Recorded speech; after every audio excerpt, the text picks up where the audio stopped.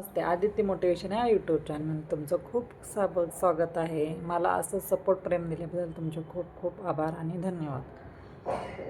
आपण आयुष्य जगत असताना काही गोष्टी विसरून जातो आणि आयुष्य पुढं चालत असतो. चालता चालता हे विसरून जातं की आपण आपण म्हणतो नाही का, आज माझा 30 बड्डे, 31वा बड्डे, 32वा बड्डे असं म्हणत असतो आपण.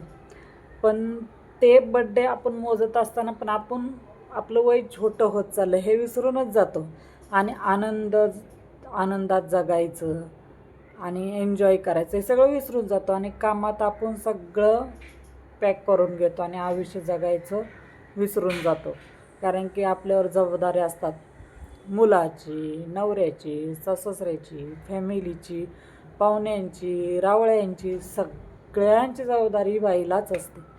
कारण की जेंट्स असतील त्यांच्यावर जबाबदारी फक्त पैशाच्या देणं घेणं व्यवहार, पण जेवढी बाईवर जबाबदारी असते ना तेवढी जेंट्सवर नसते. आणि बाई जेवढी भूमिका निभवू शकते तेवढे जेंट्स नाही.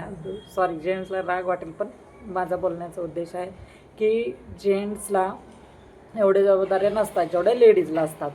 लेडीज घर सांभाळती, मुलं सांभाळती, जॉब करते, स्वयंपाक करते, खाणं करते, पिणं करते, कपडा लत्ता वगैरे वगैरे सगळं ती करत असते. आणि ते करत असताना ती स्वतःलाच विसरून जाते. ह्याला म्हणतात की आयुष्य जगत असताना स्वतःला विसरून जाणारे एकमेव व्यक्ती म्हणजे स्त्री, जेणे की आपण. आता बघा ना, माझं लहानपण, मला आज झोपल्यानंतर स्वप्न पडलं माझ्या लहानपणाचं. चक्क मी झोपले होते, लहानपण कसं गेलं काय गेलं मला स्वप्न पडलं.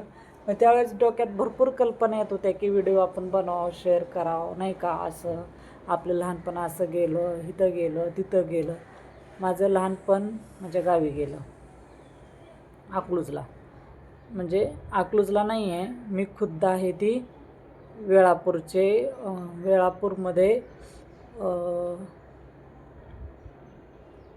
भाकरेवाडी असं काहीतरी गाव आहे, तिकडची मी आहे. आणि माझं लहानपण माझ्या तिकडे गावीच गेलं.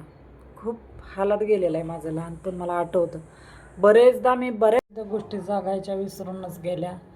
माझं लहानपण ही गावाकडंच झालं आणि लहानपण असताना भरपूर संकट आले. मी त्या गोष्टी तुम्हाला शेअर करीन. जर हे व्हिडिओ आवडला असेल तर त्या पण गोष्टी शेअर करेन की काय संकट आली, काय संकटातून मी बाहेर आले. मला आठवतं सगळं. माझ्या मते 3दा तरी माझ्यासोबत घात झालेले आहेत. म्हणजे मरणाच्या दारातून परत आलेले मी 3दा तरी. मला आठवतं अजूनही त्या गोष्टी लहानपणाच्या, आईवडिला तिथं असतानाच्या. त्याच्यानंतर मग माझं लग्न कसं झालं, काय झालं, मी पुण्यात कसे आले. मी तर गावाकडचे आहे, खेडेगावचे आहे मी. खेडेगाव म्हणलं तरी पंढरपूर पसलं वेळापूरच्या तिथे डिस्लरी पाटी म्हणून, सावंतवाडी म्हणून, भाकरेवाडी म्हणून असं एक गाव आहे. त्या छोट्या गावात माझा जन्म झालेला आहे. ते पण मी सांगेल तुम्हाला स्टोरी की हाल काय झाले, कसे झाले.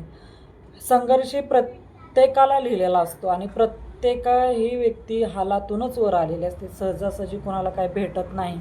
कष्ट केल्याशिवाय तर फळ भेटत नाही. आपण कष्ट करतो, खातो म्हणूनच पुढं जातो. कष्ट करतो म्हणून पैसा जमवतो, कष्ट करतो म्हणून प्रॉपर्टी घेतो, धनदौलत घेतो, सगळं काय आपलं जे हौस आहे ते पूर्ण करत असतो. तसंच मी पण खूप कष्ट केलं. माझे मिस्टर असताना पण कष्ट केले. म्हणजे आहेत बरं का, असतानाचे नाही, आहेत माझे मिस्टर. आणि त्यांना यायला उशीर होतो संध्याकाळी आणि त्यांना पण आवडत नाही की जास्त मी सोशल मीडिया असावं म्हणून. त्यांना नसतानाच थोडेफार व्हिडिओ घेत असते मी. त्यांना आवडत नाही ह्याच्यात यायला आणि जास्तीत जास्त मुलांना पण घेतलेलं आवडत नाही. त्यामुळे मी काही गोष्टी घेत नाही. कारण की आवडत नसेल तर कोणाला आपण नाही का फोर्स करत शकत नाही, जबरदस्ती करू शकत नाही की तुम्ही याच व्हिडिओमध्ये. तेव्हा त्यात तुला आवडतं तर तू कर ना, कशाला मला घेतेस ह्याच्यामध्ये, असे चिडतात म्हणून मी घेत नाही. कारण की वाद पण होतात, फारच गरम होतं इकडे. त्यामुळे मी नाही घेत त्यांना. कारण राग नको, त्यामुळे भांडण नको. त्यापेक्षा नसलेलेच बरे ना व्हिडिओमध्ये. ते आमच्या दोघांचा डिस्कस पर्सनल विषय ते जाऊ द्या. म्हणून ना आपण आपलं आयुष्य खरंच जगायचं असतं. मी बघा पहाटे 5ला उठते, घरबीर आवरतं, मुलांचा नाश्ता पाणी खाणं पिणं करून 6ला मला ड्युटीवर जॉईंट व्हावं लागतं. मी 6 वाजता ड्युटीवर जॉईंट असते. त्याच्यानंतर मग दिवसभर तिथलं काम, धावपळ, दगदग बरेच असंख्य कठीण असतात. जॉब म्हणजे काय सुखाचं नाही. कोणाचे नाही का बसून असतो, कोणाचा उभा राहून असतो, कोणाचा चालायचा असतो, कोणाचा फाईल इकडे इकडे जायचं बरेच असतात. जॉब तरी काय सुखाचा नाही आहे. तिथं पण खूप संघर्ष असतो. तेव्हा तरी आपण पैसे कमवतो कष्ट केल्यानंतरचे. आणि ते म्हणतात ना मेहनतीचं फळ कधी गोडच असतं. तसंच जॉबचं पण आपले आहे. ते करत असताना मग तिथनं यायचं घरी 1:30-2 वाजता. तिथनं पुढं परत दुपारचं स्वयंपाक पाणी नाश्ता मुलांचं खाणं पिणं सगळं सगळं सगळं तेव्हा चालतं. दिवस माझा त्यातच जातो. मग थोडा तासभर इकडं तिकडं आराम केला की मग माझे 6च्या पुढं व्हिडिओ बनवायला चालू असतात.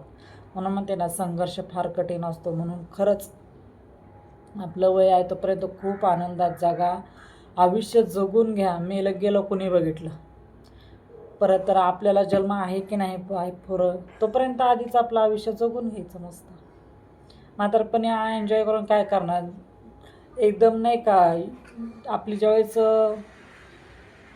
यंग असतो आपण तेव्हा कष्ट नाही आणि म्हातारपणी फिरून काय फायदा की आपण ते चढूच शकणार नाही. मग धाप लागल अशक्तपणा येईल मी चालूच शकत नाही अशा गोष्टी होत असते त्यासाठी फिरून घ्या एन्जॉय करून घ्या. हे आयुष्य एकदाच आहे.